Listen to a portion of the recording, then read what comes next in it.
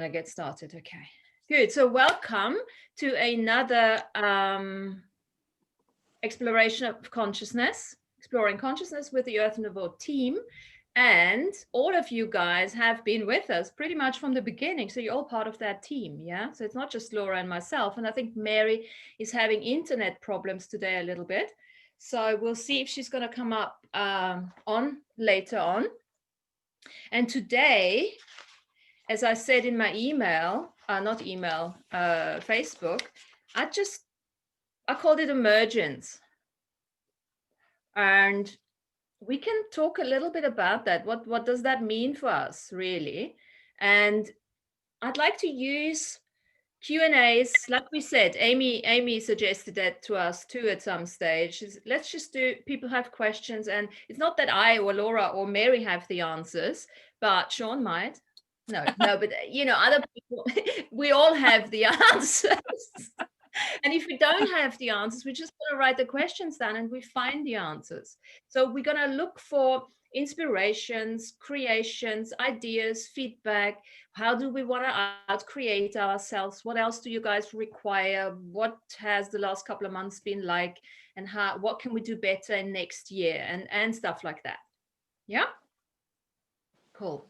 So Amy, you said you had a question. So why don't you just fire your question to us? Okay. Well, I have a lot of questions, but fantastic. But I'll start out with the hollow earth. So when I first started to listen to Andrew, he was talking to people about entities, and I got really kind of scared. Like, what is this? Because I didn't understand that they could, this is my understanding, that they could invade. Like they can be, I always thought of them as nice, they don't bother us. So I know, I see Sean laughing. So when I read The Hollow Earth, I'm like, wow, I didn't realize that there were these beings or that come and invade us. And who knows if I don't know if I've been invaded. I don't know. So I don't know what my question is, but yeah, no, I get it. So I'm an entity facilitator actually. Oh, okay. Not through the work with Andrew, but through the Access work. So that was my work that I've been doing before, and still do. So you're an entity, Amy. I'm an entity. Laura is. Sean is. But we're all entities because the definition of entity basically means that in any energy that is defined. So even you could say a cup is an entity as such. Yeah.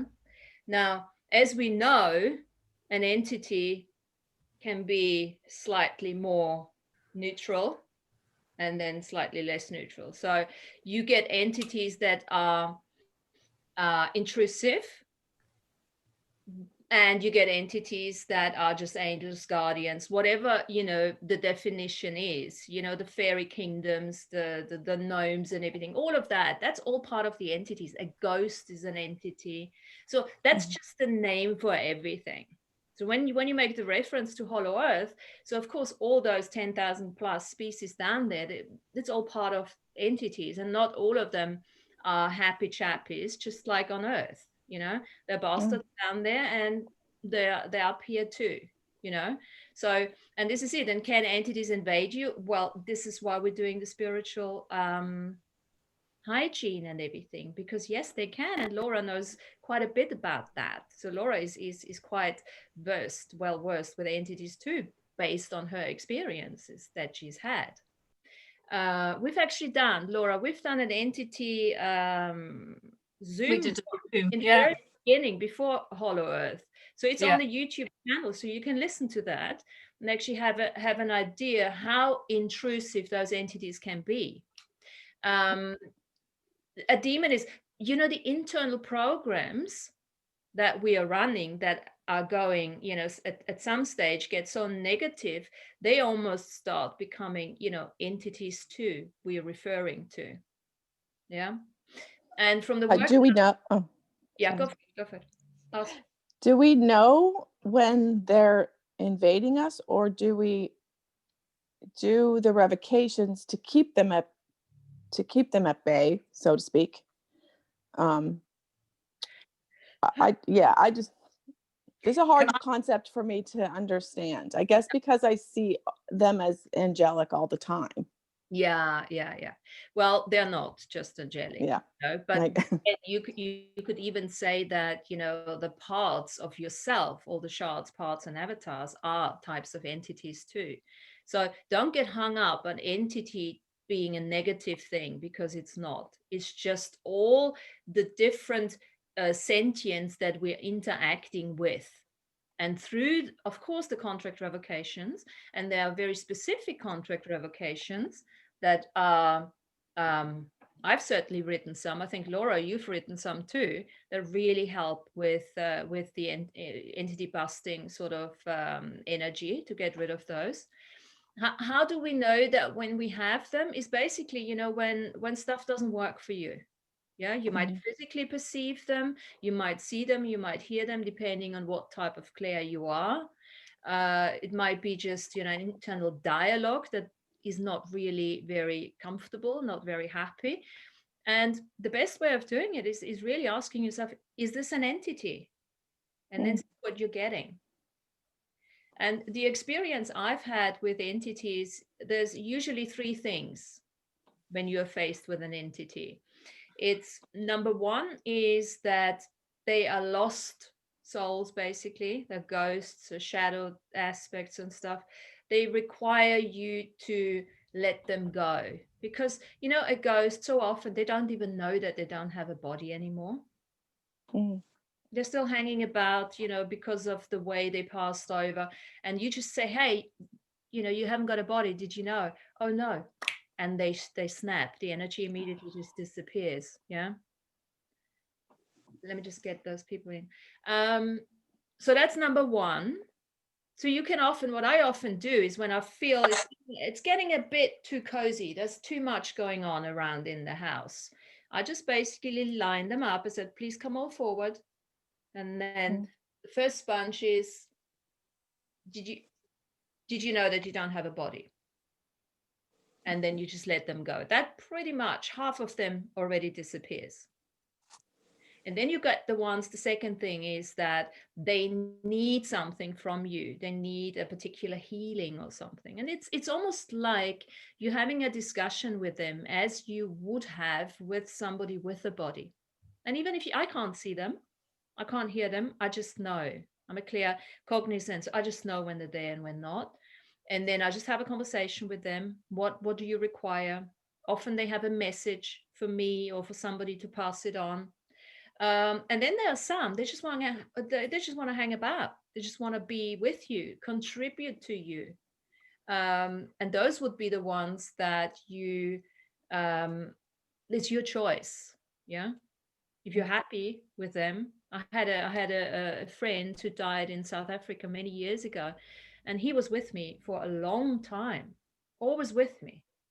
And I said, well, what is it? What can I do for you? And he said, no, I just like to be here. Is it okay? And so, okay, cool. Yeah. So it's that. And then, of course, all the ancestor work Laura is doing, because ancestors, if you think about it, they're just entities too, right? Yeah, absolutely. Can I just add on to that? I think in our modern writing and reading, so on, entity is used with a negative connotation. I think that's what's happened now. So we say an entity and it's immediately got a negative connotation. So when you're reading it, look at it in the context, because whoever's writing that might not mean it in a negative way. The other thing is, we're far more powerful, if you want, than they are. And we don't always go in with all guns blazing. I mean, you can generally tell the level that they're at by how much they're affecting you. So as Martina said, you can get some quite really nasty demons, and that does require, in my experience, a lot of layers of different types of work, and reading a revocation now and again is not enough, or even a revocation every day with them is not enough. You're not really sure what you're dealing with, and also they come in layers. So I'm not saying this to frighten you, but just we're always acting to the level of our responsibility. And if you think it's something, as I did, that I really couldn't handle, luckily I knew Andrew, and so I could contact him and get advice when I was really badly hit. But just with smaller ones now within my family and within even, you know, where you're living, or you pick them up anywhere. I mean, you know, there's places that are notorious to pick them up are like hospitals and so on, where many people died.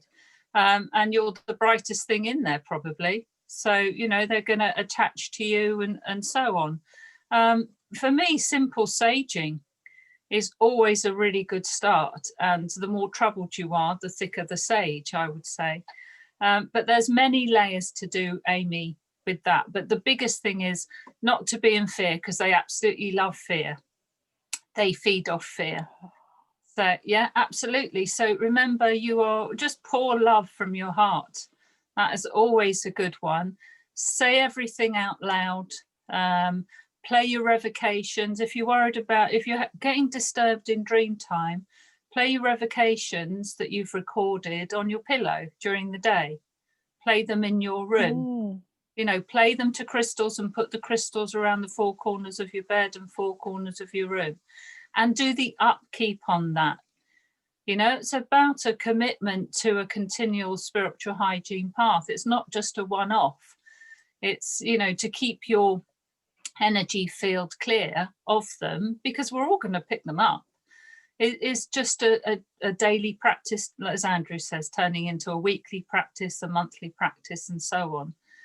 And in some ways, you get to a stage where you've built your own energy field up in layers so much they really don't bother you. I mean, when I first used to get really worried about whatever hotel I was at. I used to take crystals for the four corners of my bed and spend ages preparing the room. I don't do that now. I always cover up a mirror wherever I'm sleeping, which is a bit of a pain for the people you're going to stay with sometimes, but it's just, my friends know me now. So, you know, they always are prepared. But in a hotel, you can put a sheet or a towel over the mirror. I still don't do mirrors, but almost everything else I'm pretty chilled with now, just because of my level of awareness and the number of years I've been doing it and what I've experienced. Biggest thing is don't be in fear and do your spiritual hygiene. I mean, you are the alpha entity, always. And when you have a persistent one, it can very often be the case that, you know, you have actually, most of the times, people who have contracted entities out, they have a contract with them. Might not have to be in this lifetime, but in other lifetimes. So I often, you know, do uncreate all those contracts that they have. Admit with those entities, and then you can close the portals and things like that.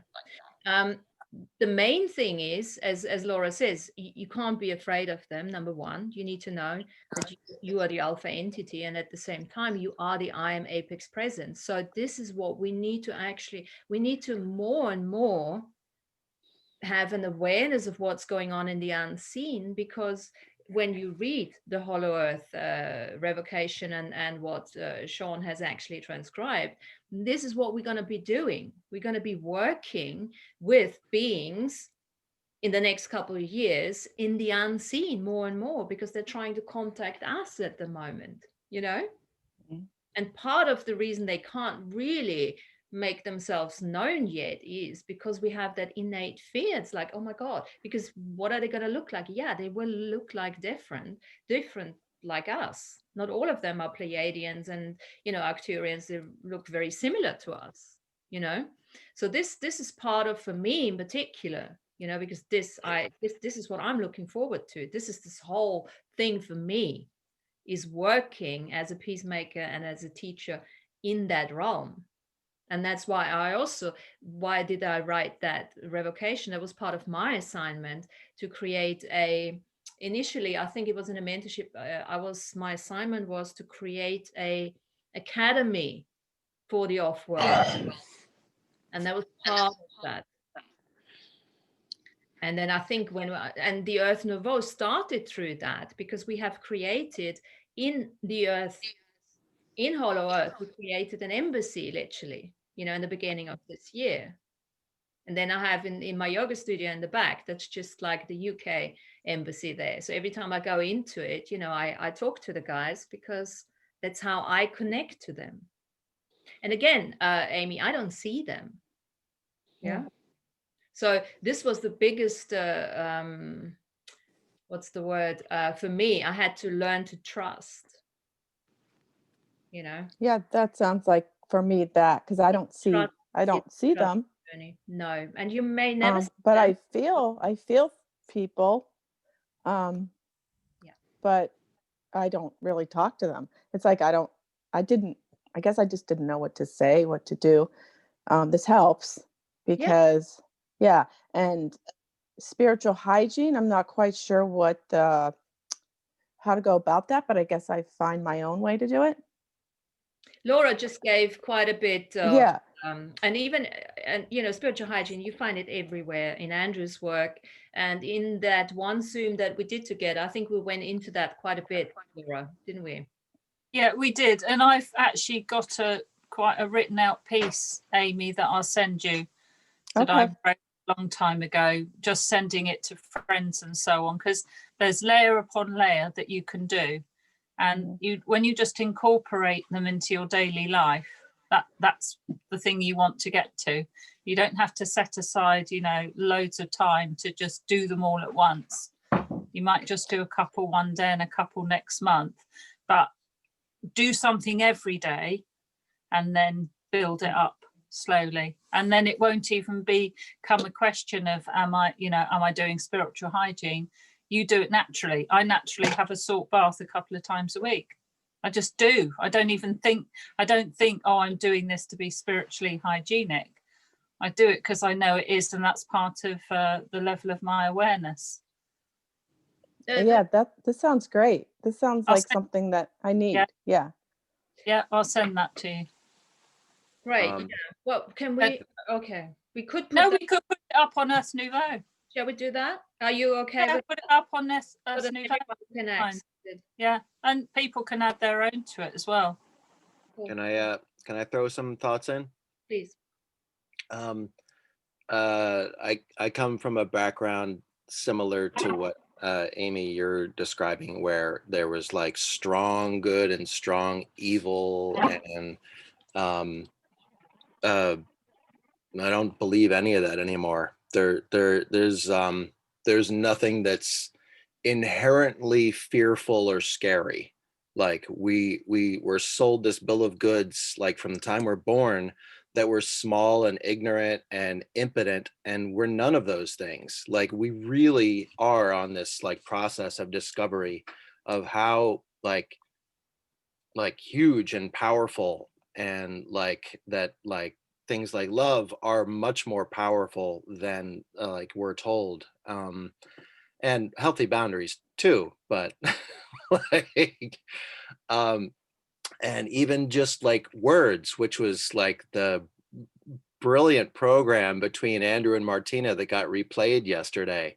Just language itself is designed to like screw with us, and it's not accurate. Like just something as simple as like angel and demon, they're old Greek words, and the angel word means messenger. It doesn't have polarity and charge on it. And even demon, it just comes from a word that meant helpful spirit, which is like, okay, it's probably helpful to that person, not to that person. But then we have our polarity consciousness that's like, okay, we have to have something that's really scary and really like the carrot to the stick. Like, okay, so angels are the carrot and demons are the stick, and like it's nonsense. And then we can recognize that in some kind of way our physical bodies that Andrew likes to call skin suits are in a way like a car or a computer. It's like a piece of hardware. And then our spirit, our soul, our consciousness is like a software. It's like a driver. and we get in it, and we're the operator of this, like what Andrew likes to call the Porsche of all vehicles in the universe. And we can sometimes have somebody try to trick us into overwriting our software.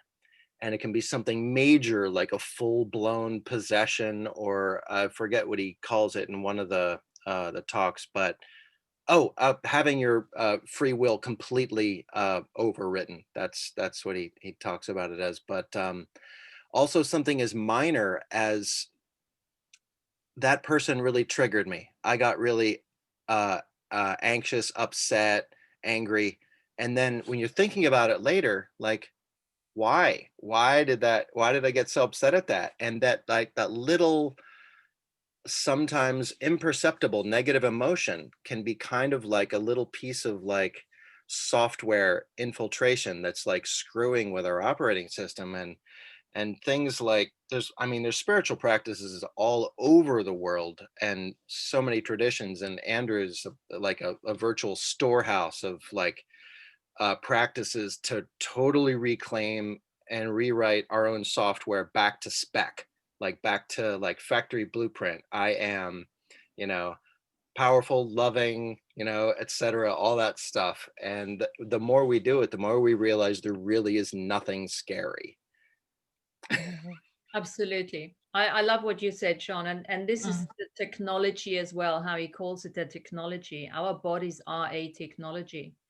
And there's another thing I want to say to that. He talks about curiosity learning a lot. And this curiosity learning really comes in when we talk about entities. Yeah, if that's not a subject for me, I've always been an entity buster. I've become the energy of it now. So at some stage you become the energy of it, and you just walk into a room.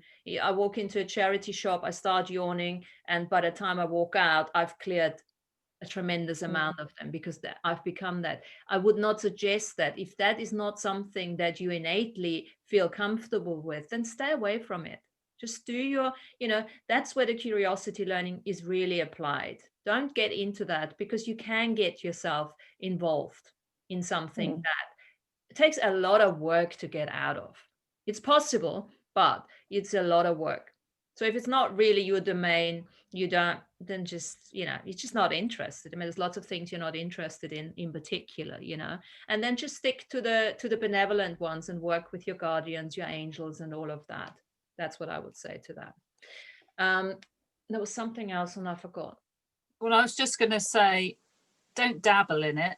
It's like you're saying, curiosity learning. It's not something you dabble in.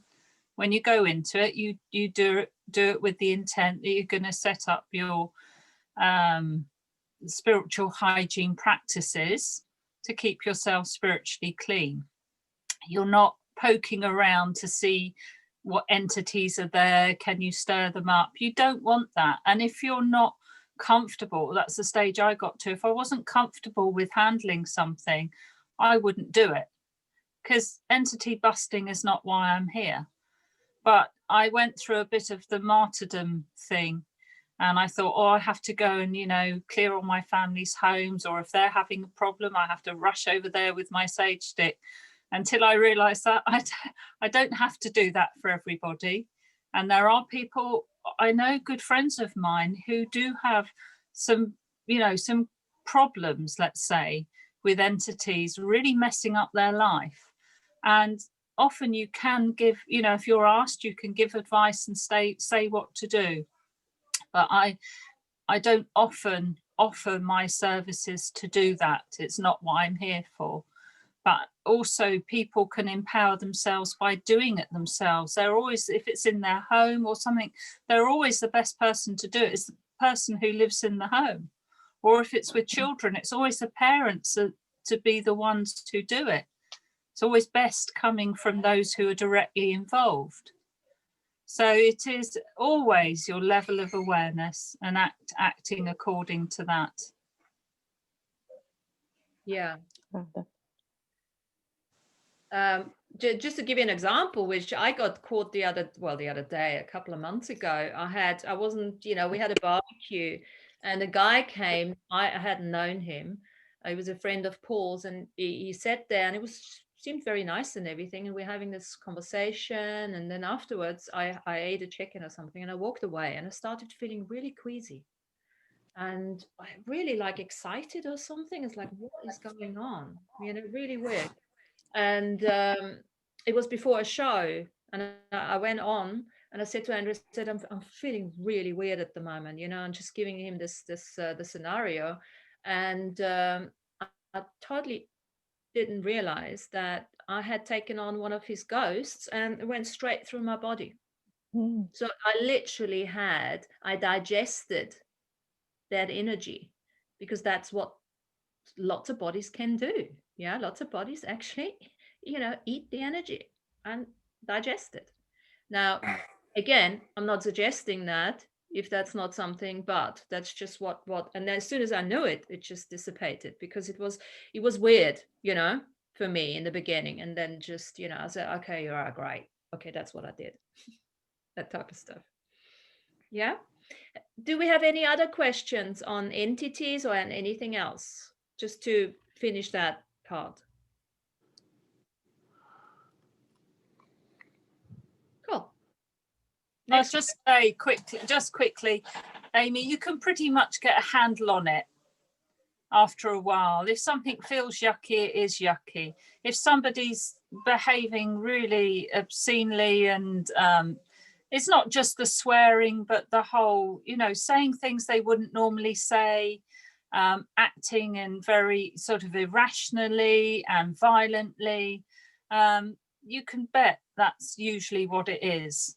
I mean, that's the thing with alcohol, which I think we've touched on before. You know, you one of the reasons that alcoholics or people who have a lot of alcohol can get quite violent is because your spirit, your soul doesn't like alcohol, really. That's why they gave it to the Native Americans. So a lot of your soul leaves the body, and the not so good entities think, oh, I can come in now. So they do some really not very nice things and feed off the energy. So if you're going to, you know, drink a lot, it really helps if you're really spiritually clean, and then you can drink your alcohol and really enjoy it. I'm not saying don't drink alcohol, but I think that's one reason why people who have problems with alcohol do turn to abuse and violence and so on. Well, this is just all fascinating, and I can feel that. I don't know, like you're saying, walking into a thrift store or walking into a hospital, or I can see now how it looks. Yeah. To me now, how I can do it different. Yeah, just think of like what you would consider sort of slightly grubby places. I mean, we have a lot of underground Victorian toilets in the UK. I won't go in them. I just won't go in them. They're dark, they're down, they're underground. They're just places I won't go. And tunnels sometimes, very old places where there's no sort of light of day, or where the energies can't really shift on. But that's why you want to, you know, change the energy in your home, maybe move things around, you know, or not always say, you know, let light and air and so on. You think of all the things that are good and true and beautiful you want to bring into your life. And laughter is a great buster as well, entity buster, just completely switches the frequencies just like that. There's so much you can do, but of course when you're sort of a newbie and starting out like I was, and I made myself very susceptible. I travelled up and down in a hospital lift. I was visiting all different 3 different hospitals because my parents were in different hospitals and so on. And I took on the martyr of I have to do this, I have to go there. I wore myself out, I wore myself down. And, you know, it did get bad. I opened myself up to it. But then again, as Martina said in the beginning, this could be a soul contract. And I think I was with me. I had to learn the hard way. I chose that, but so that I could help others with it later. We've got the conversational terrorist here. Thanks for mentioning that. So that's very often when you have people with lots of anger, like Laura said, you know that there's an entity. Yeah. And don't get involved and just start clearing. Yeah.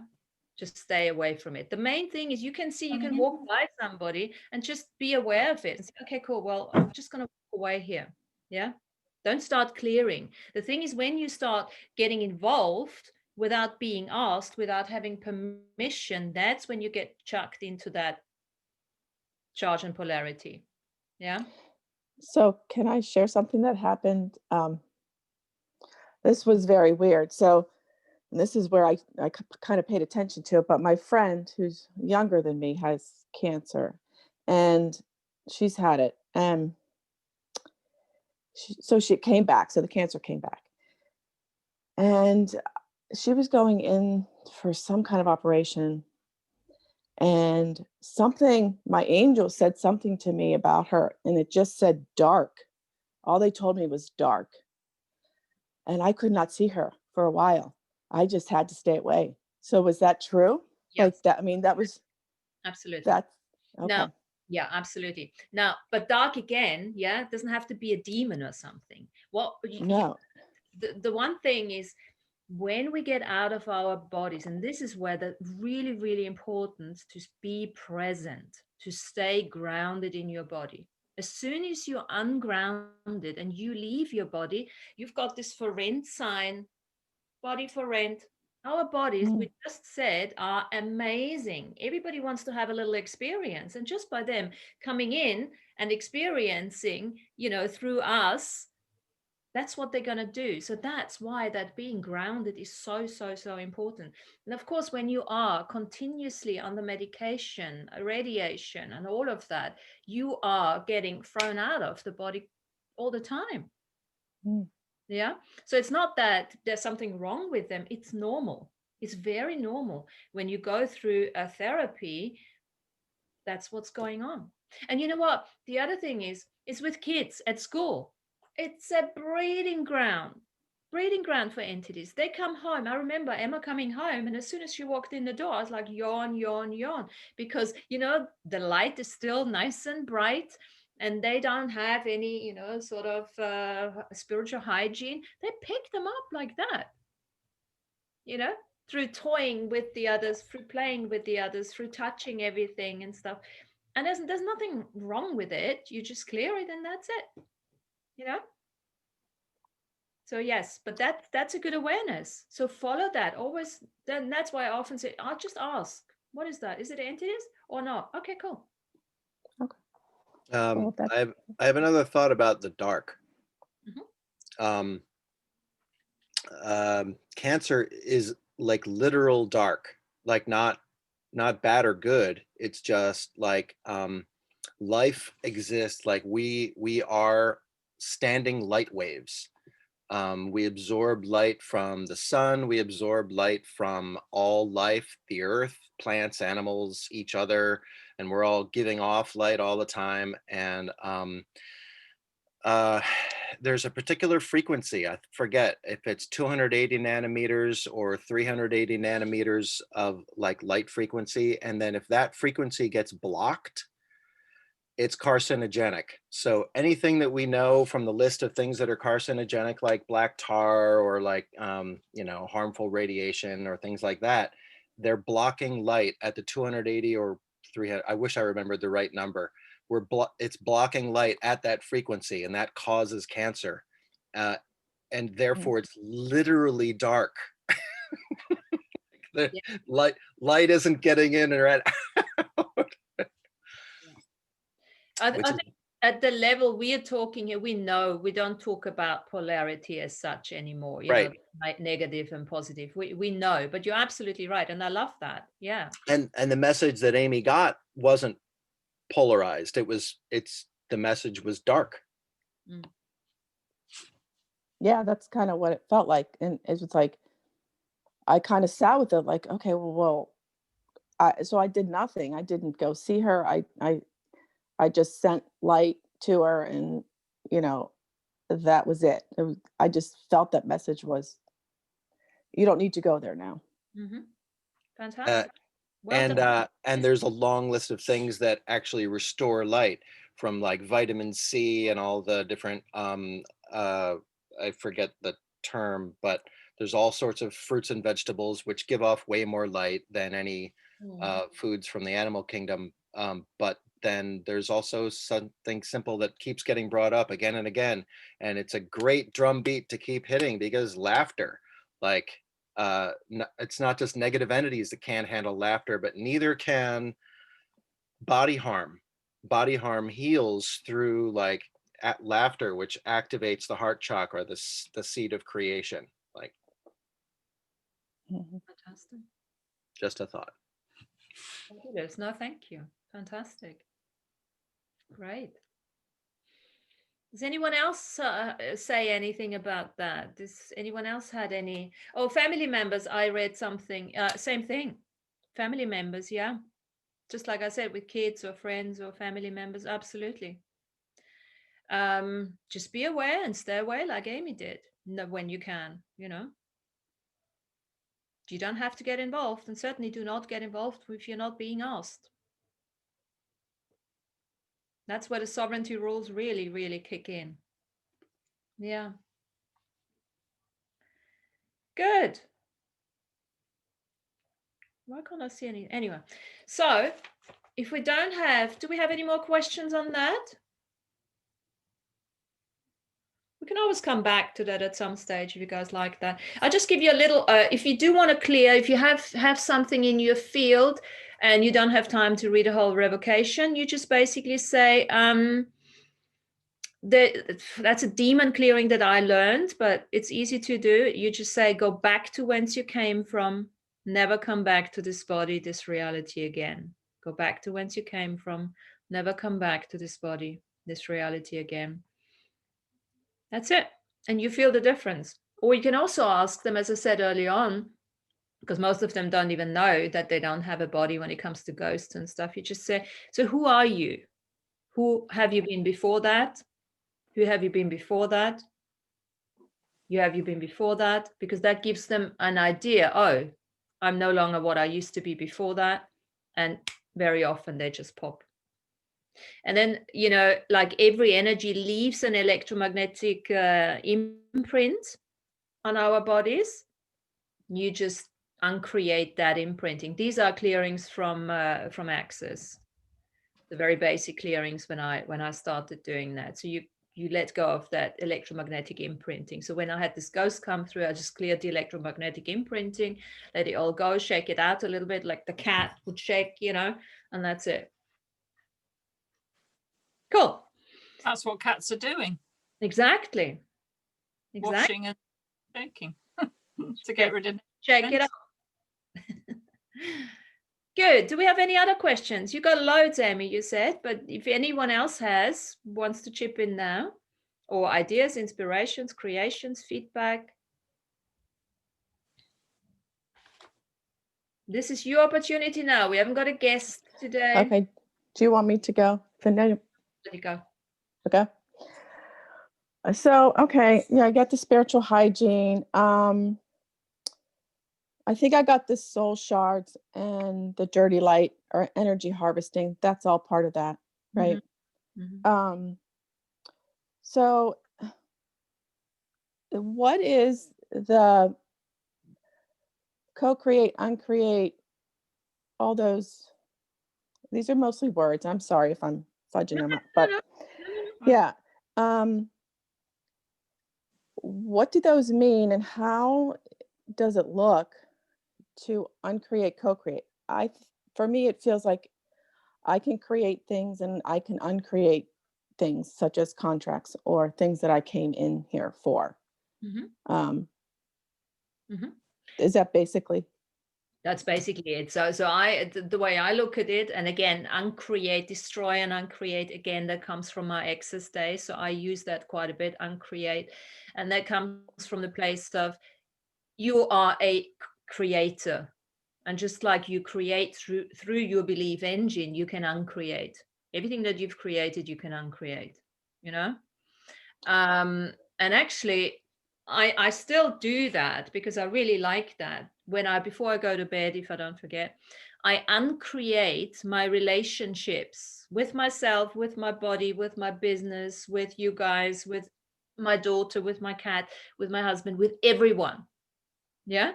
So that in the morning, when I wake up, it's like, okay, starting from scratch. So it's a clearing. For me, it's a clearing tool. I uncreate basically everything that doesn't allow me to grow, that doesn't allow us to grow within the relationship. And we are obviously in relation with everything. But you can also say let go. You can say dissolve, whatever that works. But uncreate is quite a strong, for me, it's a stronger energy I work with, because I use create a lot too. So you just uncreate it. That's basically it. Now, co-create would be just like we're all co-creating. There's no hierarchy, there's no competition. We just, everybody chips in and we are creating together. It's a co-creation.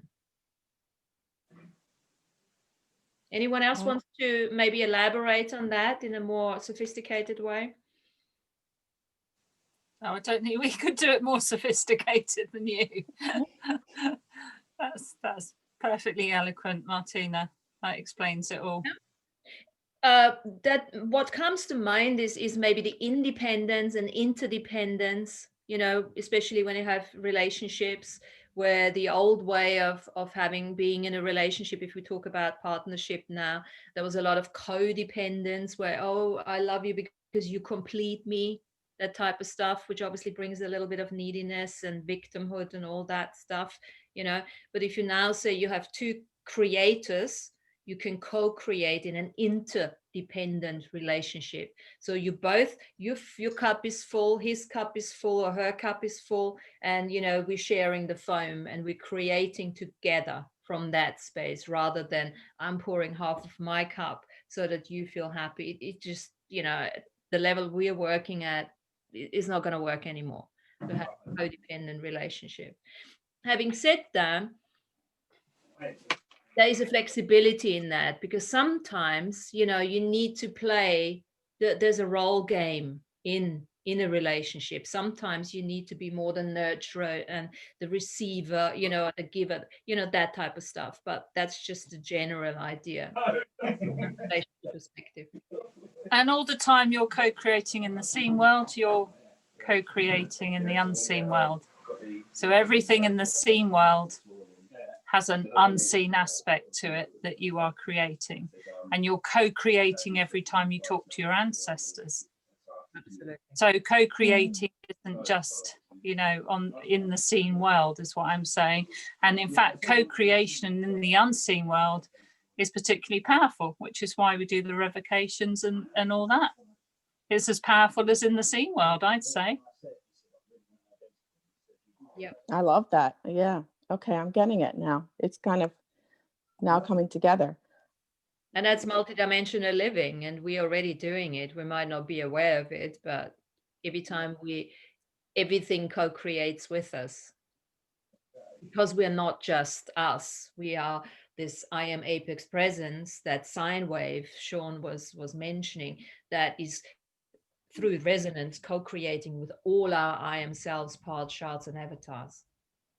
And a fire, you're co-creating when you have a fire. Anything like that, co-creating when you talk to trees, co-creating with water, co-creating with the elements. It's a wonderful dance of life, isn't it? That you can co-create. It's not a singular thing. And you don't have to know what it is when you're talking to the trees or creating with them. It just is. Right intent. If your intention is good, no. Mm-hmm. No, that's it. Just the right intent is there. We make so many beautiful co-creations. And that's what contributes to the fifth world of peace. Absolutely. So we have a bit of sound in the background. I'm not sure who it is. Oh, sorry, that's me. Hold on. It might be you, huh? It's okay. It doesn't really. I'd rather have you unmuted, but no worries. Thank you, Amy. What else you got? Since you're the forerunner of I'm creating this, right? Yeah. Okay. So and these are just words that I hear when I'm listening to Andrew or you, Martina, when I listen to you guys, I hear back door. What an example of a back door. I saw something complaining equals back door. Something that I saw. Yeah. Back door again. That comes again from my old days, from the Access days, and I love using that because these back doors. When we have an open back door, think about it. You're in a room and you've got a back door open. You don't know what's coming in, what's going out. And I'm not talking now from a entity perspective. It's almost like you want to have a little back door open so that you can escape. There was a time when I walked into a meeting, I made sure that I sat right next to the door so I could get out when I had enough. Literally. And that is part of the commitment journey to yourself. If you have back doors open so that you can get out whenever, that is part of an energetic which suggests that you're not necessarily completely committing to yourself. But that's just the suggestion with the back door. So you can ask yourself the question, so when it comes to, I don't know, whatever you want to create, do I have any back doors open there? I say, okay, well, I'm going to go that far, but I wouldn't go that extra mile. And this is very often what actually keeps us from creating, because it's like, nah, that's too hard. That's not worth it. That type of stuff. And that also goes hand in hand when I say, are you choosing for you and as you? Because if you're really choosing for you and as you, then you're 100% committed. I'm going to go get that. I'm going to make it happen because I know commitment, courage, and determination's got nothing to do with mystic. I'm not just sitting back and say, universe, you provide. Because it doesn't work that way. The universe will co-create with us, but we are the ones who have to ask the question and say, okay, so what are we going to do? Now co-create with me, bring me, help you co-creating with your precognitive workforce, with your post-cognitive workforce, with your guides, with your guardians. Bring all of those guys together, but you, the I am apex, you got to make it happen. And that's why this is the thing where, I love embodied spirituality. It's nothing mystical about that. The magic comes after you have actually closed your back doors, you're choosing as you and for you, you have a plan, at least an energetic plan, you know which direction you want to go. You don't know what it's going to look like, and that's okay, but you know where you want to go. Martina, is also like a back door is open, like you're seeping energy to a place that you should have been more aware of and close the door. For example, if you're doing something like a ceremonial fire and you didn't open ceremony with it, or Absolutely. You go away and answer the door without quickly closing that sacred space, you've left the door a little bit ajar there, so something else could come in to disrupt your energy flow. Absolutely. So it's like getting a draft in the back door, Can you energetically close the back doors even though you don't know? Yeah, absolutely. That's fortifying your reality. You do close all of those energetically, and there will be a time where you have to choose certain choices to reinforce that. And absolutely, as it is always a leakage, because you've got a draft coming in. Think of it as a metaphorical representation, and then you can use it for whatever. You can apply that to anything. You can even have the front door open. It doesn't really matter. But that's that. And there's a good clearing. You can just say all the back doors I still have open in awareness, in unawareness, I'm now closing, and I destroy and uncreate every connection to them. And you don't need to necessarily know what that is. Yeah. I think back doors are also, it's where you're seeping your energy to, isn't it? It's like if you're trying to increase your sort of vibration and your spiritual hygiene and so on, and you mix with a person, or you've got a friend who just isn't that way at all, and I don't like to use the word dirty energy really, but you know they're not doing the practices, they're not interested in that, that they go to a lot of places that you wouldn't go to, so you're leaking something to somewhere, even though you're doing all these wonderful spiritual practices, you're still seeing this one friend. Maybe it's the alcoholic, I don't know. Do you know what I mean? That can be a leakage too, can't it, Martina? Because they will, take your energy where they can in our unawareness. That is a back door, really. Yep. Go ahead, Dawn. I just thought of something, Amy, that your thoughts brought up for me, and that is that I feel like I have this back door, which is when my body doesn't feel well, right away, it becomes a barrier. Like I can't do things. I can't do there. I can't go there. I can't do this. And the other night I realized, wow, I have shut every door in my life because, something's wrong with my body. I got to take care of it. It's not well. It takes all my attention, and it means I have to be hermit, more hermit. And so the other night I just felt like it feels more like, listening to my body and hearing when it feels out of balance and it needs something, and still going through with the event that I had planned.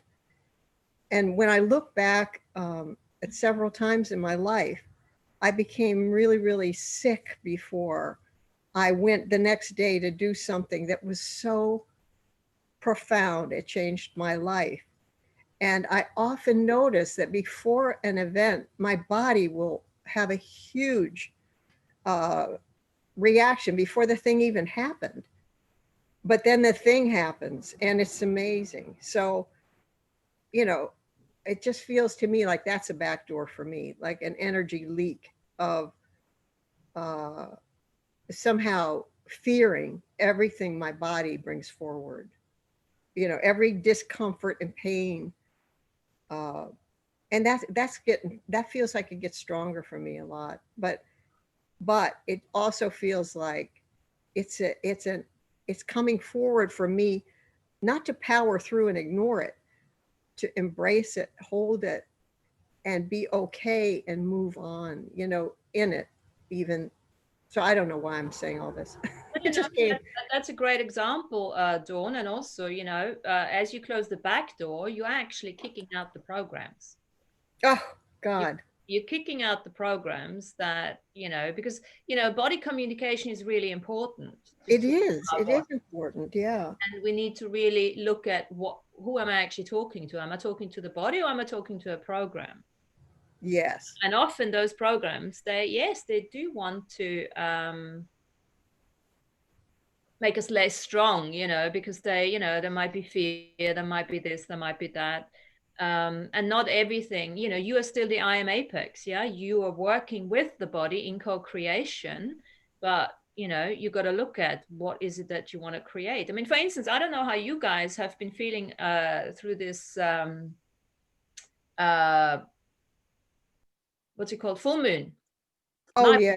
My body has been in so much pain. Yeah. Since Saturday. And I thought, what is this? Well, what is going on? Is it an entity? It wasn't that. Okay, full moon. Okay, let's look at that. Now, I could have chosen not to do my yoga class on Monday. And I thought, no, I'm going to do the class because I know that I need to move. It's obviously there's some crystallization going on, and there's the body and the energies. And it was like, okay, I might have to take a painkiller. Okay. And I did.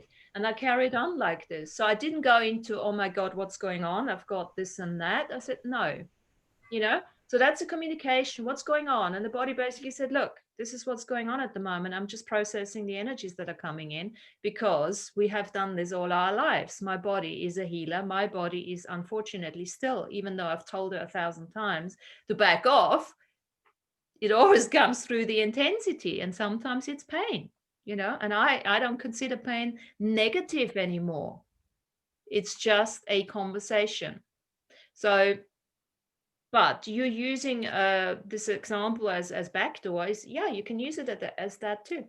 Yeah, I love what you just said. It does feel like that. It feels like such a pain, so much pain, but when I just feel as sensation in the body, it doesn't have a name, it doesn't have a label, it's nothing, it's a sensation. I'm able to watch from a very, very far place where the body is having an expression, and it's just, Okay, so let me just say watching. let me give you a suggestion here. Next time you have that, instead of watching from the outside, get into the body and say, hang on a second. No. I'm not going to watch you being in pain here. I'm going to come straight in and we'll work together. Yeah, that's so good. I heard that yesterday on something I was listening to where they were talking about the Buddha touching the earth, and it felt like mother. That's where the pain and that sensation needs to go, is connecting to earth, right? It's portal to healing. Absolutely. It's an intensity. Okay, so I don't call it pain anymore. I call it intensity. And then intensity, that's great. What is that intensity trying to tell me here? Yeah. And what it was, I needed to drink more water. I haven't been drinking enough water at all. Right. And I was sitting on my ass the whole time. I needed to go out and ground. Yes. That's great. And it was an effort. Yeah, it was an effort, because I would have rather stayed in bed, but no. And I went out walking and moving. And then Dawn and everyone else, when you do feel that intensity in your body, it's very often the earth asking for your contribution too, because the earth is going through a lot of shit at the moment, right? We're coming out of retrograde and everything. So the earth is now, obviously, through the Schumann resonance, blah, blah, blah, the whole thing, communicating with us too. So you can take that intensity and literally shake it out of your body, send it away. Yeah. Jump, move, dance, all that. But get into the body. Don't watch it from the distance. No, get into it. Yeah, part of that idea of watching it from a distance was it did feel as if it blended in that moment, in me. Like I could see there's the apparent me, the skin suit me. There's the me who's all of it, and there's the me. I don't know what it was. I'm talking too much. No, if it worked, it worked. Then do what, this was just an invitation to add to your portfolio, to your tools, sometimes that, you know best. You are the creator with your body. So absolutely. And, it does feel as though so often I saw an image of myself kind of kneeling and offering in my hands to the creator fear. That's all I really had to give. That's all I really had to give was fear. Cool. That's great. You've offloaded it for transmutation. And doing that, how did you guys love doing the heart meditation over and over? Did you guys all have a good result from that? Isn't that just amazing? Oh my Lord, that is just beautiful. Okay, so that's it. That's it for me. Can I say something, Martina? Yes. Laura? Yes. Of course. That I do my inventory sheets and my clearings and my clients and everything, and sometimes I take people for a walk. Sometimes I feed people, isn't it, Martina? Yes, it does. But I always what comes up for me over and over again, that life is really very simple. Very simple. We are the one who complicate it, because if we don't have to know what's going on, we will never know what's going on. But it's very simple, because I spoke to somebody yesterday, I said, so is this contribution to your life or is it not? And we know it's not, but we go over and go inside. We try to figure out. We go there. I said, it's like, the question is just, is it a contribution or is it not? Not? Okay, cool. I'll do something about it. But it's us who we choose. Am I going to tolerate this for 1 year, for 1 minute, for 10 seconds, for 5 years, for 20 years? But I'm choosing it to tolerate it. And if you choose to tolerate it, then shut the fuck up. I'm sorry that, I mean, and 6 months ago, maybe I chose to tolerate something. Yeah. And then Martina said to me, shut the fuck up. You're choosing to tolerate it. I didn't use words like that. There's conscious, you're talking about conscious aware choice, aren't you? No, I'm talking about what we tolerate, because imagine the pain that we humans are able to tolerate in our body. And then today I have another client, and then I said, okay, if you're ready, I can remove this within seconds. It's like a surgery. And I said, this. And I said, look, if you're ready for this, because I know what it's going to create for that person, okay? First of all, it's freedom. We always release to be free. And like Donna was saying earlier, Martina, did you have a result? We are not releasing for the result because that's expectation. All I'm doing is, if I release a pain, I release so I am free from it, not for a result. And this is what I try to explain to people all the time. Don't have expectations. If I work with someone, don't have any expectations. Yeah. They know already, expect the unexpected with me anyway, but just don't have anything, because you're stuck. Yeah. Just release the fear so you are free from it. That's it. Thank you for bringing that up. I mean, expectations is one of those big, topics, obviously, whatever we're doing, we are on this journey. And of course, in order for us to become those free people, those multidimensional peacemakers, peacekeepers, this is part of the journey. That's what we're doing, but, of course, expectations takes us back into charge and polarity. Yes, we are the one who choosing to tolerate. I chose to tolerate something, and I said, okay, no, I'm not anymore, because I took responsibility inside, not outside, inside. And I release. And then last week I went through something and I persevered, and boom, something showed up, which is an inspired result, which is what Martina started with. You're going to take inspired actions. So something comes up, but you don't know it came up. You will not know. Maybe you will know 6 months. Oh my God. Yeah.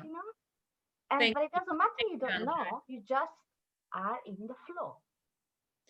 Thank you. Let me get you out of the flow and ask some more questions here. Who do we have? Thank you, darling. Do we have more questions? Hi, actually, I have a quick question, if that's okay.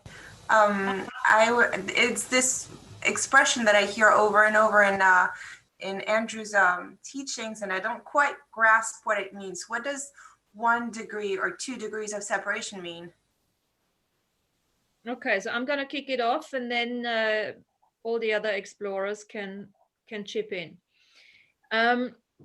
1 degree of separation. So think of what's happening, since you've been on this journey, what has happened over the last couple of months, years, that more and more people that you used to hang out with, you're no longer hanging out with.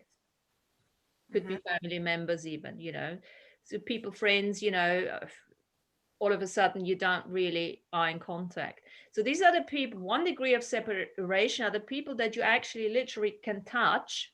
You've known them, and all of a sudden there's a separation going on because you're no longer meeting them. You all of a sudden have nothing to say to them anymore, because of the journey and the spiritual contracts and everything. The journey is taking on a different path. They're all going on to a different path. Now we're talking about 900 degrees of separation when we talk about our forgotten selves, that the I am selves that we used to, the parts, shards, avatars that we used to be millions of years ago in times of Lemuria and Atlanteans, these are, the further you go away backwards and forwards in generations, the greater is the separation, Okay. the degrees of separation. So 1 degree of separation will be everybody on this Zoom, everybody you pass in the car driving home, everybody you meet, you bump into in the shop. That's your 1 degree of separation. Their presence, their physical presence next to me, or awareness. Yeah, they could be on TV and you don't even know who they are, or you meet, as Laura says, you walk by them and you don't even talk to them. It's just like, it's the proximity, the degree of how far you are. Okay. That's an interesting one, Martina. Is it your acknowledgement of them, your cognitive awareness of them? So, or is that enough to create the 1 degree of separation? So like, you're driving in the road, you're obviously aware of all the cars around you, they're in your 1 degree of separation. The guy the other side of the roundabout in his car that you can't see, is he still your 1 degree of separation? Yes. Yeah. I would say that. I would say that because I remember. In your reality bubble. The ones in your bubble as well, isn't it? Your shared reality. Yeah. I remember when we went onto our journey in LA, whenever that was, and we were having the conversation that everyone on the plane was part of our degrees of separation. They all had an impact on us and we had on them. Yeah. And of course, we didn't speak to everyone on the plane, So what is Sean saying? One degree of separation, direct personal interactions. 2 degrees of separation. Brilliant. 2 degrees of separation, TV, radio, email propaganda. 3 degrees separation, false light technology. Well, here you go. Yeah, I had the same question as Caroline. So when I stumbled across that, I was like, oh, cool. So I don't know, but that's what I got. Brilliant. Your precognitive workforce have been busy, Sean. Thank you. That's the gist of it, so does that help, Caroline? So from what I hear afterwards from Casey, so the opposite of separation is entanglement? Yeah, because when we're looking at we're starting to create our own bubbles of reality. So that would be a bubble, that will be a hub of interconnectivity. And there comes a time where you don't really, other people will still be living on this earth, on different earths. It's almost like the earth is creating more bubbles, more different levels of earth, and we'll be working within our bubbles, within that separation of degrees of separations and no longer entangle with other people. Okay, but I'm sorry, it's getting me actually a little bit more confused. So the first degree of separation is the first degree of separation is direct personal interaction. So you can have direct personal interactions with someone you're entangled with. Yeah. Then it's not the opposite of entanglement. Okay, so he uses the degree of separation. It doesn't mean that you are separated. It's a degree of, yeah? So the first degree of separation, you're right, is entanglement as such. Right. You know what I mean? To be honest, I've never looked into the specifics. What is 1, 2, 3, and 4? Okay. The gist of it is that as we are moving on this path of awakening, ascension, whatever you want to call it, you're starting to lose people, and beings and everything, and you start creating your own bubble of reality, and that's what I considered always as degrees of separation. But we cannot. Yeah, the closer to you into your bubble and entering into your bubble, the lesser degree of separation, I guess. Yeah. Yeah. Okay. And when does union come in? Like, what's the difference between entanglement and union? Union, as far as I'm concerned, and that's just me saying it now, incorporates the competition, the non-hierarchy, union. Okay. Union of 2 people, of 5 people, of, I don't know. I haven't really seen any AB union and communion. That always comes together as a pair, isn't it? Right. I always look at it from a, sort of positive, if you wish, we're actually working together, not against each other. Right. So it's non-separation without entanglement because you're centered. Entanglement there's nothing wrong with entanglement. Oh. Again, there's no it depends. And you are entangled with us now. Yeah. By having this conversation, you're entangled, Yeah. But you got to look at entangled observer maybe, or unentangled observer. Yes. Entanglement is just like a union would be entanglement. Okay. But a union can also be an unentanglement. You can be in a union with somebody and not entangle by not going into charge and polarity. So I think probably what I'm saying here is, and correct me if I'm wrong, but that's what I'm looking at. Entanglement doesn't necessarily mean charge and polarity. Yeah. You can entangle with somebody because you're interacting, but at the same time, you don't have to go into charge and polarity. There's a non-judgment there. Okay. Does it make any sense? Yes. My negative judgment on the word entanglement probably comes from what I see like, and I don't even know the word in English now, but like ropes. You know what I mean? Like entangling and then knots. You know what I mean? I mean, think about it. When you think about an intimate relationship, a perfect sexual experience. How entangled are you? Very much so. Exactly. You become one almost. Yes. Yes. So there's a total entanglement. There's nothing wrong with that. It can be absolutely creative beyond. So I think what you're saying is right. So I know entanglement, we use it all the time from a negative connotation, but actually, it's not. Okay. You gotta put it in context. As soon as you put it in a context, then it's probably easier than just taking one word out. That's what I would say, unless anyone else has anything else. I think she meant, Martina, attachments. We always release the attachments. We release the attachments or something. Yeah. No, I think she meant entanglement. So that's fine. No, but I mean attachment comes, the energy of that comes in. Yeah, that's what I mean. That's what I'm getting. Yeah. Yes.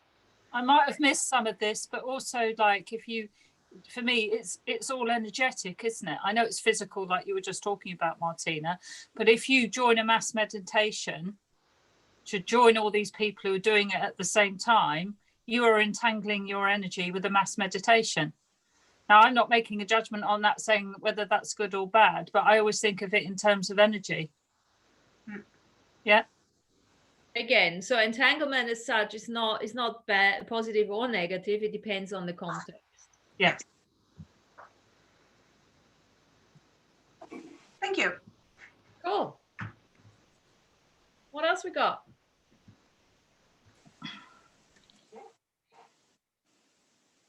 Let's make some gold. Gold. Yes. So we have, in terms of, inspiration and feedback for the Earth Noble group as we've had it so far, how have you been finding it useful, and what would you like to see in the future? What can we improve on? I have something. Yeah. Well, I love when you guys do meditations. I love that piece. I've learned so much. It's unbelievable. I feel like I've skyrocketed. I'm so fascinated by the revocations and how you guys write.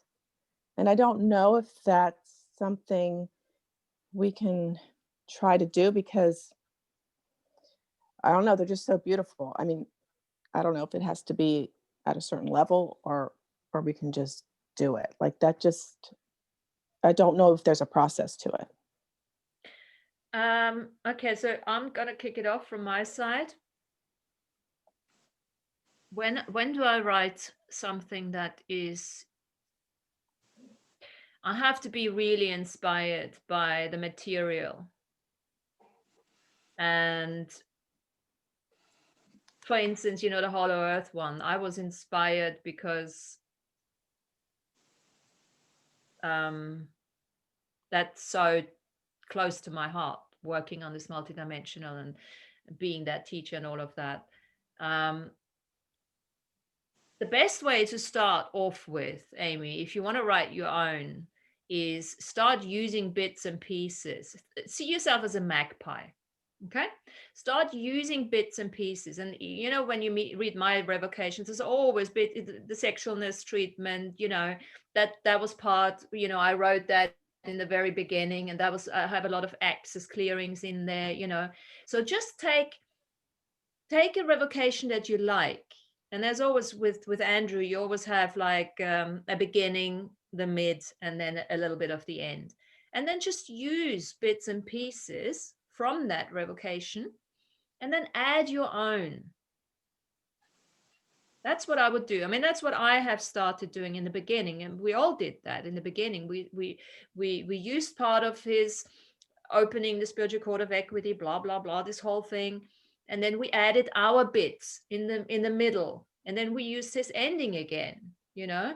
And then the more you do that, the more then you start adding your own and making it your own. But use, you know, what does a treatment into the future look like? Well, start off with that in the beginning, because it's a very much a part that is neutral you can use. Or in any of the revocations, especially all his revocations in the you know, the ones he's got on his website. Start off with that and then add your bits.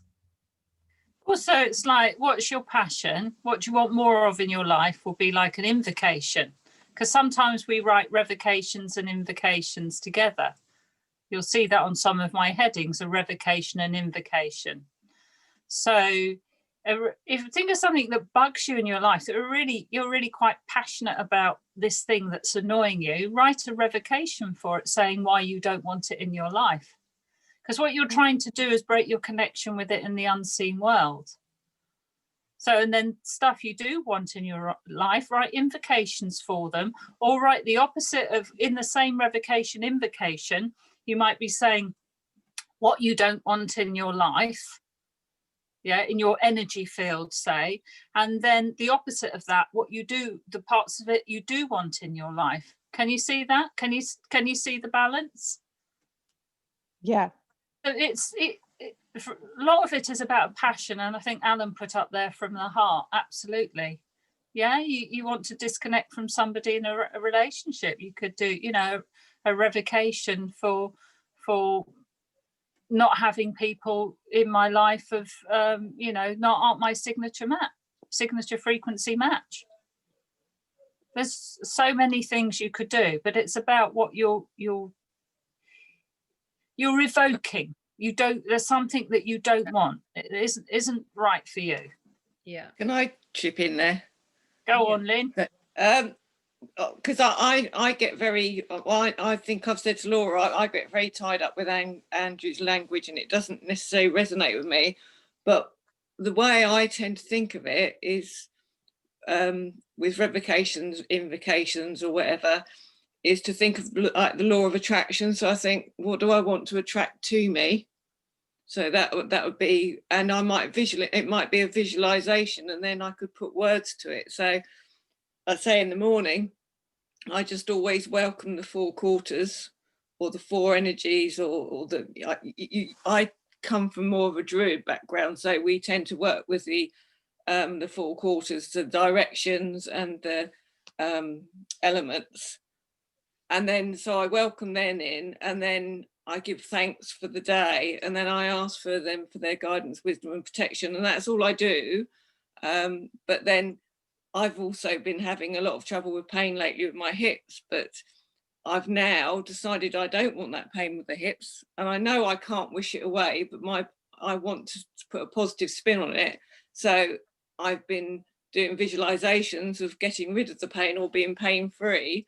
So I then will say to myself during the day, I can feel, thank you, the spirits, I can feel my hips are working fine, I can feel the lubricants in my joints working well. And I know it's not fancy words like Andrew and that would use, but to me it's the same sort of thing.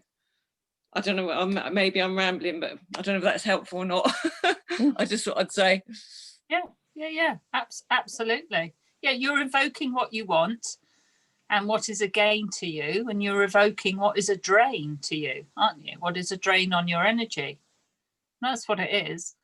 But I mean, that's particular to you. But there's some things, of course, like Andrew uses particular language, and it's very valid, the language he uses, because he puts words in certain word orders of things, because he knows the power behind the words that he uses. Yeah, because the effect that they're having in the unseen world. So, I mean, he brings out his 5 basic meditations are absolutely brilliant, because they cover, 5 main aspects in our life. That the global narrative is doing one thing over us, this sort of spell and hypnosis over us. And Andrew's revocations are so powerful that, and read regularly, that they help us have a little barrier between the global narrative, don't they? They help us outcreate the system, and that's the whole reason for the language he uses. He doesn't use it to be sort of highfalutin or whatever. It's because he's chosen these words deliberately, because he knows the energy behind these words, which is why so many of us repeat them and use them. Yeah, but your own words, Lynn, too, your own words are fine as well. They're brilliant. Yeah, because they're working for you. Absolutely. It's a frequency. Whatever frequency match for you, works. It's like raising the energy or shifting the negative energy for me. And absolutely brilliant.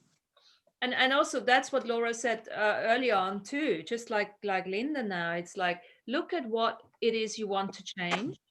Look at it as a little healing. I always call it clearing. All my revocations, most of my revocations have an element of, this is what I don't want, and then this is what I do want. And then you just put it in a context. And very often, if you write about something in particular, there's a subject matter. And then just look at, make notes first. So let's say, for instance, you talk about, you write yourself a chakra meditation.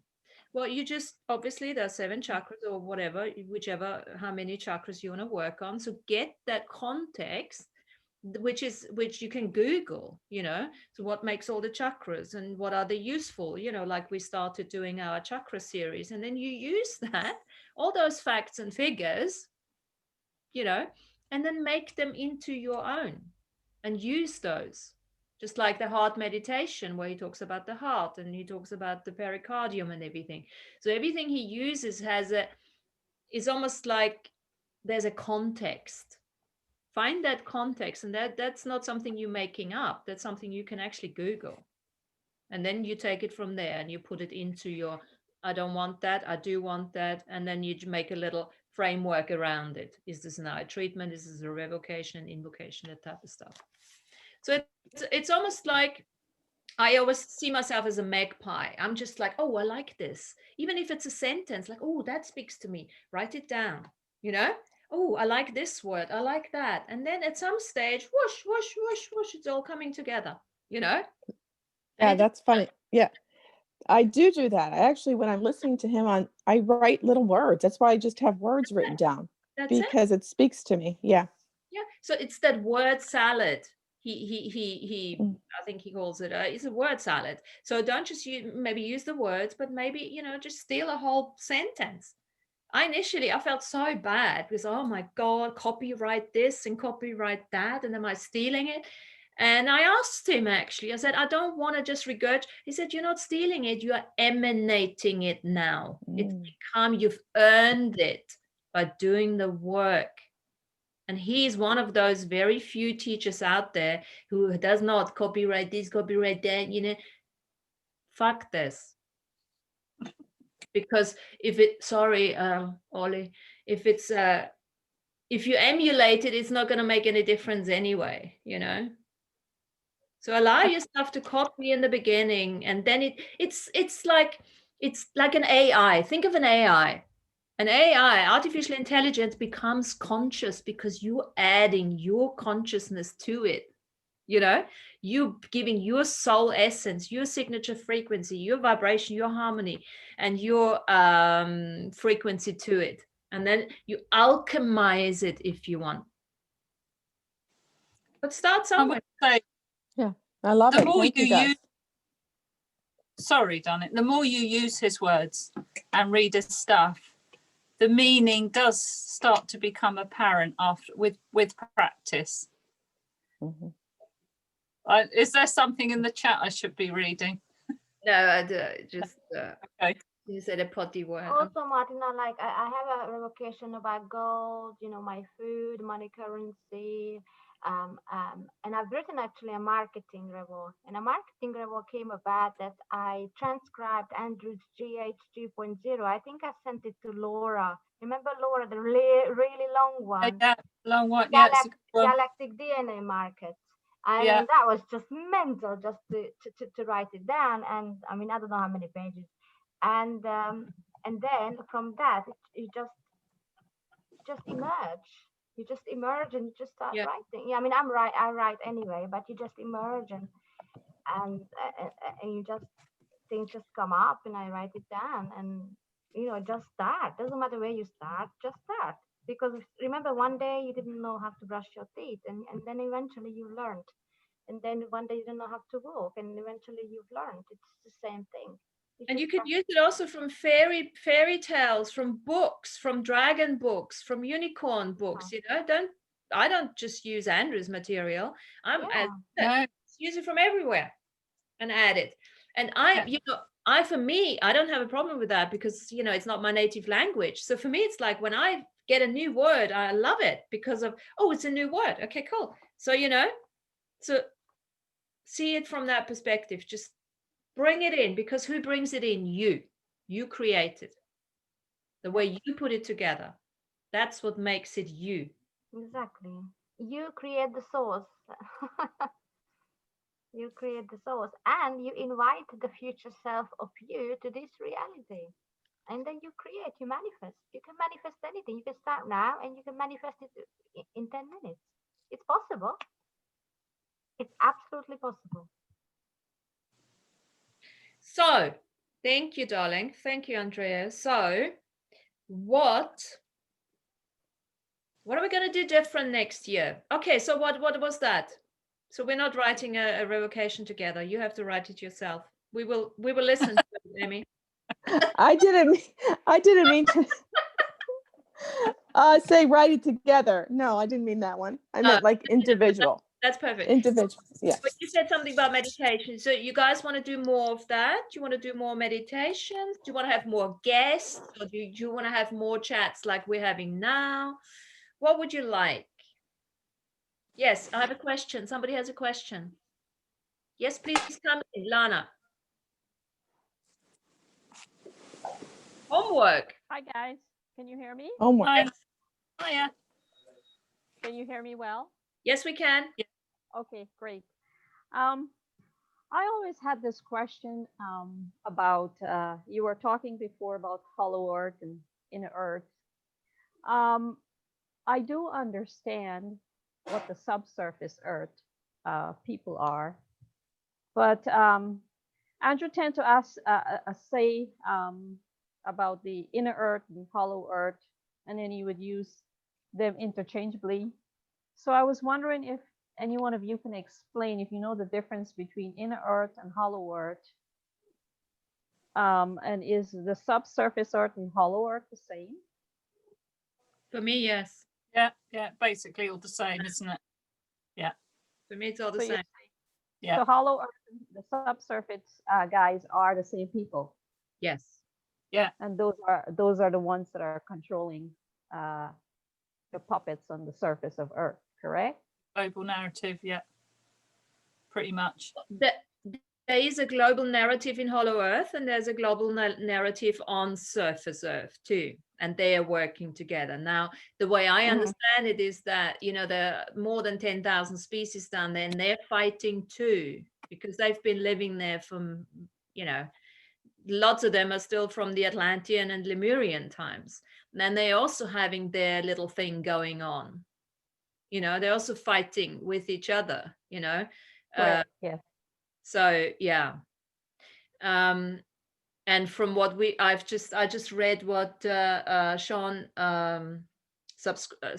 transcribed from the 8th thingy, was saying that, you know, as we are ascending, as we are awakening here on surface, we actually, you know, everyone else, subsurface and astral world, is ascending too. So this is the service that we are rendering by being here, as being that teacher species, the peacemakers and peace. This is why it is so exciting. Great. So there's So always now- bastards and good ones and bad ones, and, you know, and all of that, and they want it and they don't want it, and we've got this on subsurface, surface, and probably in the astral world too, and of course the off-worlders, which are separate. Yeah. So would Agartha and Inner Earth be the same folks? I would say yes. Yeah. Okay. And of course, there's That's so many different levels there, Lana, you know, there's so many Yeah. different species, and they all live in different, some of them have bodies and some of them don't. They live between the atoms, and, you know, there's a lot going on down there. Yes, yes, I'm aware of that. Okay, that was my question. Thank you. Okay. Can I jump in on this? Please. Ooh. I came to Andrew from being like deeply submerged in secret space program insiders and whistleblowers for like 5 years. And people like Corey Good and Emery Smith and others who were in some of the special access programs talked about different things, including the Earth physical structure being physically like a honeycomb, not a like we're taught in our sort of fake textbook science. It's more like a Lindt chocolate truffle. It's got like a shell and then a liquid center. It's not like that at all. And that inside all the different varied pockets, we have tons and tons of species that Andrew has also talked about. And he talks about them in slightly different ways, but they dovetail really perfectly, in as much as they look very differently, but great numbers of them, like millions of them or billions, are humanoid looking, kind of like us, but maybe like a little taller with like a little bit bigger eyes. And they represent all of the races that like we see physically on Earth's surface now. And then of course there's other different species that are humanoid but don't look sort of like simian, like monkey DNA like we are, but look more like, you know, just pick anything out of the animal kingdom and you can see some sort of humanoid variant of it in the inner Earth. And as as has been said here, they don't get along.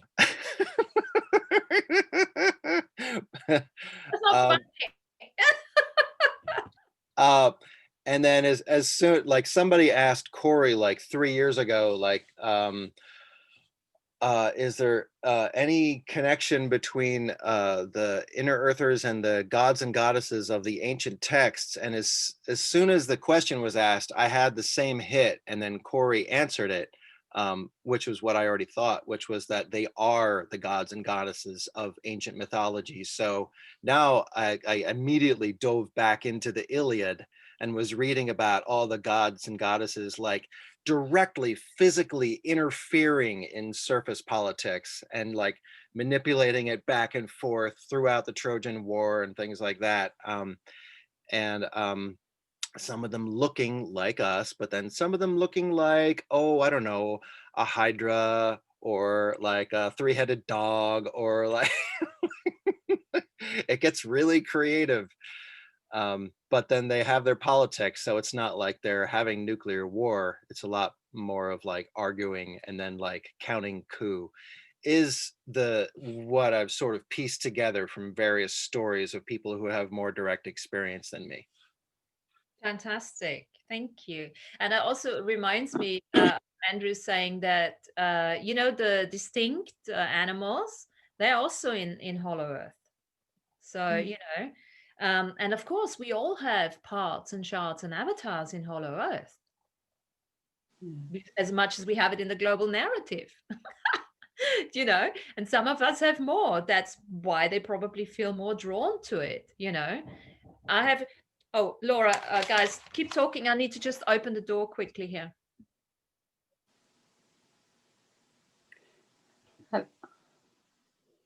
I'm here. Hello, Hello. Laura. That was great, Sean. That was great. Anybody wants anything else about Hollow Earth? Thanks. Laura, I was thinking, this is Herminia. Hi, Herminia. I can see you. How you doing? I was thinking to ask sorry, Ina, about a little more about Hollow Earth, because in the beginning when I used to go to Mount Shasta and I had my fair experience in Hollow Earth, in the inner earth. However, the background that we have been always made for years that, Hollow Earth was the special place, and, that they are there just to guiding us and to be sure that we are doing okay.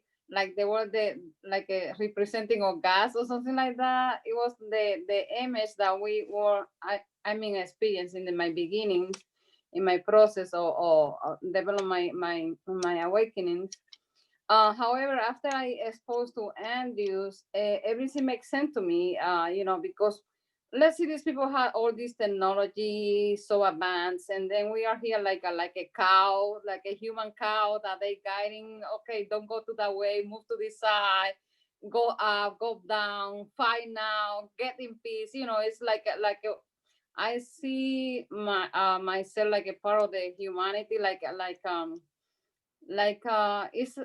it's like a process, or they are like a practicing testing with us, like we are in the laboratory, and then we are the monkey or the rat in the in the laboratory. And then really I was my question was for asking Martina, because she having experience about connection with beings from Hollow Earth, because from her life, or maybe we have part of us is in Hollow Earth. However, how we can manage to be really connecting with that energy, with that knowing that we are part of them, however, being the safety way that we don't harm ourselves, step in something that is maybe it's not the right one for me in this moment. It's like how we can monitoring that we don't step in too much, or we don't get too far away, that we can reintegrate all that knowledge that we have from past life in Hollow Earth. I don't know if you have any feedback on that. Who wants to take that? We all have experiences with Hollow Earth, Mm-hmm. So what I can give my bit, and I would say, darling, it's not any different to your connections to any of the unseen, be that now astral or Hollow Earth. Mm-hmm. If you feel drawn to, just go with what you feel like. Yeah. I mean, I had no idea that I felt drawn to Hollow Earth. It just so happened, and it's not even that I know a whole lot of stuff about it, but there were dreams that I had, and there were, just a resonance. I went to the Bosnian pyramids in 2000, I think 18, can't remember that. and we were talking about Hollow Earth, and all of a sudden I started crying, and I got on stage and I almost broke down talking about the species and everything, and they all thought I was completely crazy. That was with Judy Sartori, completely different, you know. And she talks about Hollow Earth only from a positive perspective. And I just walked on stage and started talking about the species fighting and everything. It just go with what you're guided, you know. There are those synchronicities. The synchronicities will guide you where you need to be, and trust that. I didn't hear the beginning of your question, but does it help in any? Yeah. Yes, you know, because I became a little skeptical about it after I have understood from Andrew that there's so many species there, and it's like a nightmare over there. And then my hope was that they were coming out one day and they're helping us to organize ourselves, you know, stop war. And then when I find out that they're in their own world, you know, and then to whom we cling on, you know. I have to save myself. I don't have to be concerned about them. And sometimes in my dream, I can, you know, I know that I have been there in my dreams. However, I feel myself, I have like a cut off my connection with that after I learned that they have been, you know, almost in the same mess that we have here. They have it there in different level. And I always wonder how you manage to, you know, to interact, and at the same time, the way that you don't go too further, or you can, you know, or retreat yourself from the connection. That was my concerning. Right. Yeah.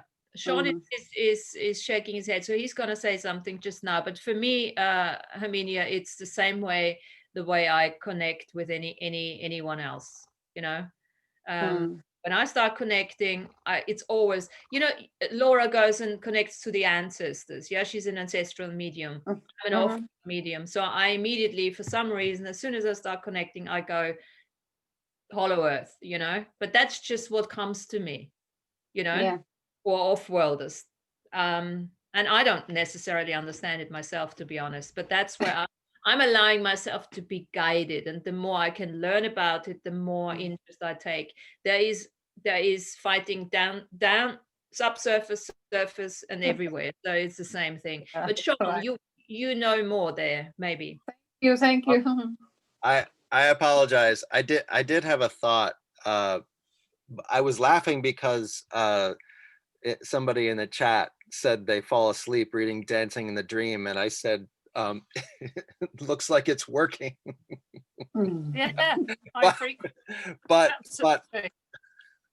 as regards the thought about surface people having direct trouble from Hollow Earth people,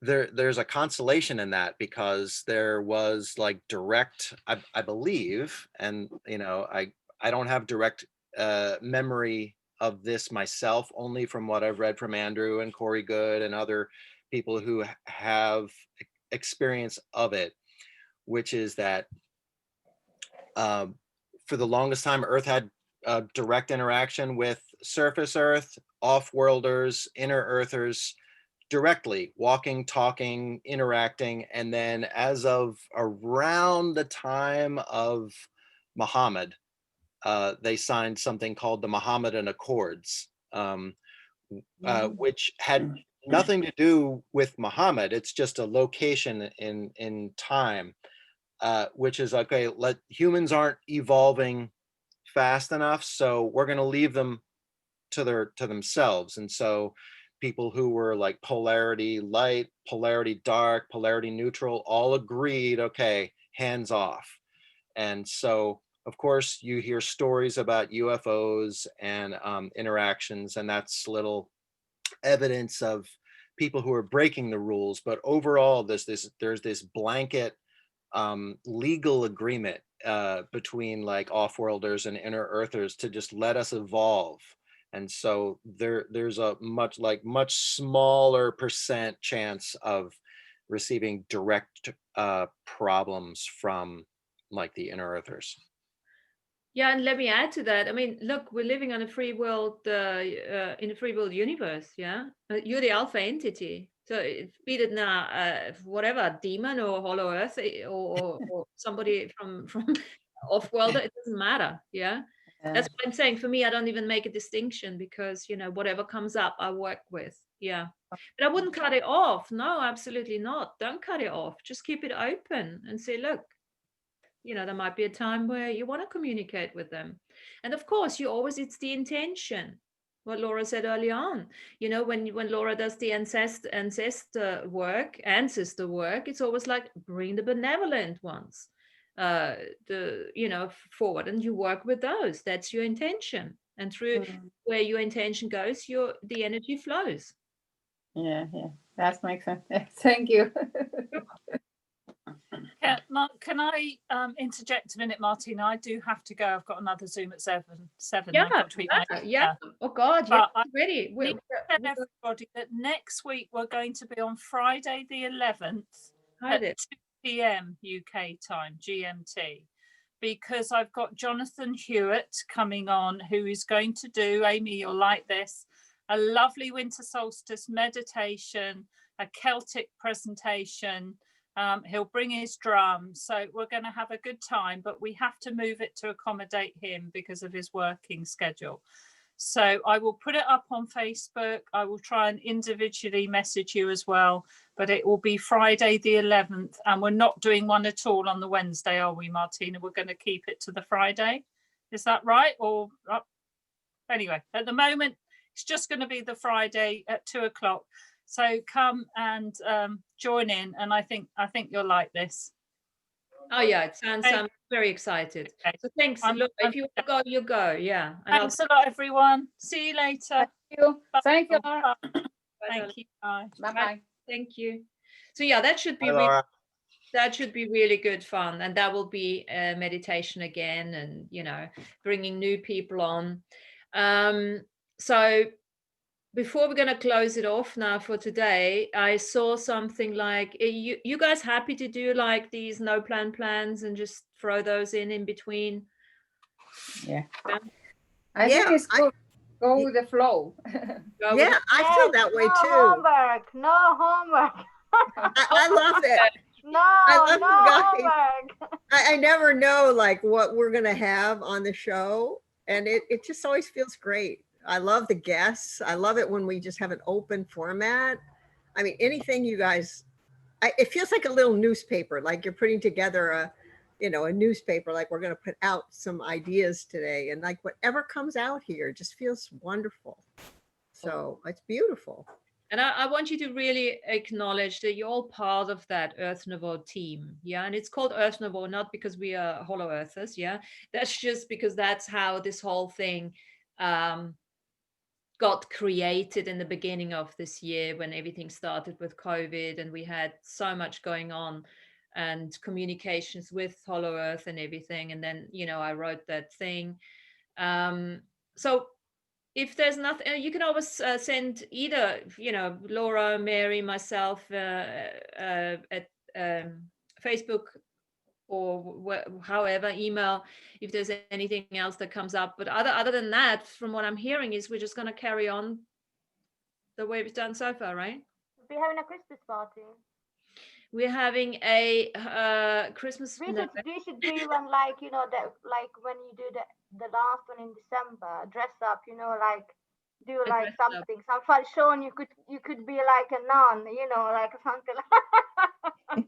Yeah, well, I'm sure so let's think. So next week, hold on a second, well, because it's already too late. We've got next week is the 11th. No, yeah, and then next week is the 11th, and then you got 16th is and the 16th. We can do it on the 16th. Yes, we can do like a little bit of that and see. Yeah. Okay. So again, next week is on Friday. Okay, 2 o'clock, which is 2 hours later than.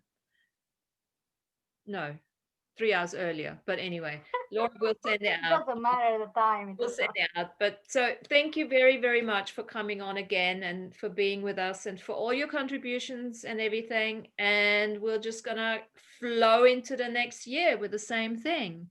Yeah, smorgasbord. Yeah, I like that too. I like contrast. I like bring it on, everything, pull it in, whatever comes up. So we'll make a soup with different seasoning.